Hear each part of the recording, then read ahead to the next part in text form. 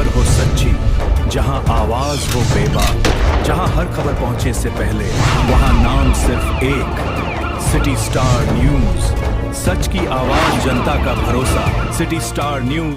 Delhi Mumbai expressway से प्रभावित 14 गांवों के किसानों की समस्याओं को लेकर झालोद प्रांत कार्यालय में महत्वपूर्ण समीक्षा बैठक आयोजित की गई।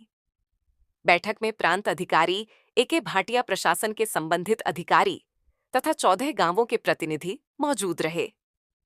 बैठक के दौरान किसानों द्वारा उठाए गए सभी मुद्दों पर विस्तार से चर्चा हुई।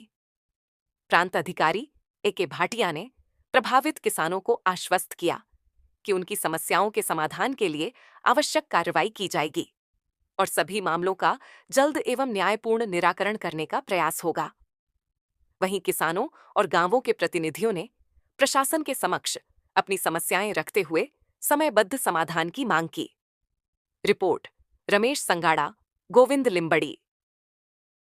रोज एक्सप्रेस हाईवेना 14 ગામોના પ્રતિનિધિઓ દ્વારા જે આવેદનપત્ર અમને આપવામાં આવેલ, જે આવેદનપત્રમાં સમાવિષ્ટ વિવિધ મુદ્દાઓની ચર્ચા માટે, સમીક્ષા માટે અમે અમારી કક્ષાએ રેગ્યુલર બેઝિસ પર અમે સમીક્ષા બેઠક રાખતા હોઈએ છીએ, જે અંતર્ગત આજરોજ એક્સપ્રેસ હાઈવેના 14 ગામોના પ્રતિનિધિઓ તથા વહીવટી તંત્રના અધિકારીશ્રીઓ સાથે સમીક્ષા બેઠક રાખવામાં આવેલ, જેમાં એક્સપ્રેસ હાઈવેના વિવિધ મુદ્દાઓ બાબતે સમીક્ષા કરવામાં આવેલ છે અને જે પણ આવેદનપત્રની અંદર જે સમાવિષ્ટ મુદ્દા હતા એ તમામ મુદ્દાઓ જે છે એ મુદ્દાઓ પર કામ થઈ રહ્યું છે।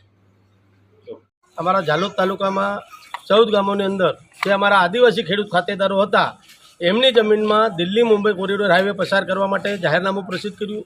એનો સતત 4 વર્ષ સુધી અમે વિરોધ કર્યો, તેમ છતાં સરકારે તંત્રને આગળ કરીને જે અમારી જમીન હતી એ સસ્તા ભાવે છીનવી લીધી અને એ જમીન છીનવતા જ્યારે હાઈવેનું કામકાજ ચાલુ થયું તે વખતે આ બાંધકામની અંદર અમારા જે ગરીબ આદિવાસી ખેડૂત ખાતેદારો હતા એમની જે મૂળભૂત સુવિધા હતી એ છીનવાઈ ગયેલી। એના માટે અમે છેલ્લા 5 વર્ષથી લડાઈ લડતા જઈને અનેક આંદોલનો કર્યા, અનેક આવેદનપત્રો આપ્યા, રૂબરૂ મુલાકાતો કરી, તે છતાં સરકાર અને તંત્રના પેટનું પાણી ના હાલ્યું અને આજે અમારા માણસોને ખૂબ આ મૂળભૂત સુવિધાઓને કારણે મુસીબતનો સામનો કરવો પડી રહ્યો છે। તે ઓછું હોય તેમ સરકારશ્રી દ્વારા અમારા 14 ગામની અંદર જ એક ડોમેસ્ટિક એરપોર્ટ મંજૂર કરવામાં આવ્યું અને ડોમેસ્ટિક એરપોર્ટની અંદર અમારા કુલ 11 ગામોનો જે આદિવાસીઓ છે એમની જમીન જવાની છે।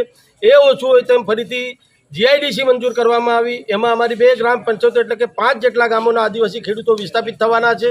તે ઓછું તેમ ફરીથી દહેગામથી લઈને ઝાલોદના ઠૂટી કંકાસિયા થઈ રાજસ્થાનના કુશલગઢ સુધી એક 4 લેન હાઈવે મંજૂર કરવામાં આવ્યો, તેનો અમે સખત શબ્દોમાં વિરોધ કરીએ છીએ।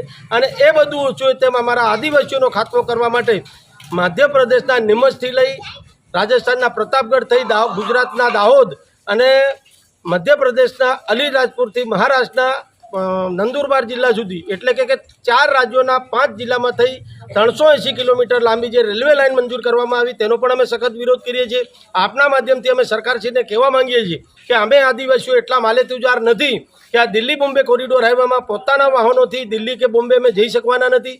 અમે એટલા માલેતુજારો નથી કે પ્લેનમાં બેસી એરપોર્ટની અંદર જઈ અને અમે કંઈક વિદેશમાં કે કોઈ દેશના અન્ય રાજ્યમાં અમે પ્રવાસ કરી શકવાના છે।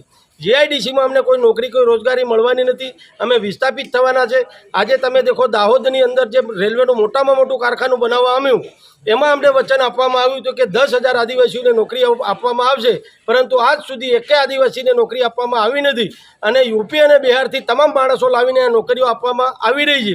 એટલે સરકાર કોઈકના કોઈક ભોગે સસ્તા ભાવે અમારા આદિવાસીઓની જમીન છીનવી લઈ અમારા આદિવાસીઓનો ખાત્મો કરવાનું એક ષડયંત્ર કરી રહી છે। એના માટે આવનાર 15મી ઓગસ્ટ બાદ અમે દાહોદ જિલ્લાના તમામ આદિવાસીઓ ભેગા થઈ અને સરકારશ્રી જે અમારી જમીન છીનવી રહી છે એને આદિવાસી એકતા અને આદિવાસી પાવર શું છે એનું ભાન કરાવવાનું અમે આયોજન કરી રહ્યા છીએ। તમારું નામ? મુકેશભાઈ ડાંગી।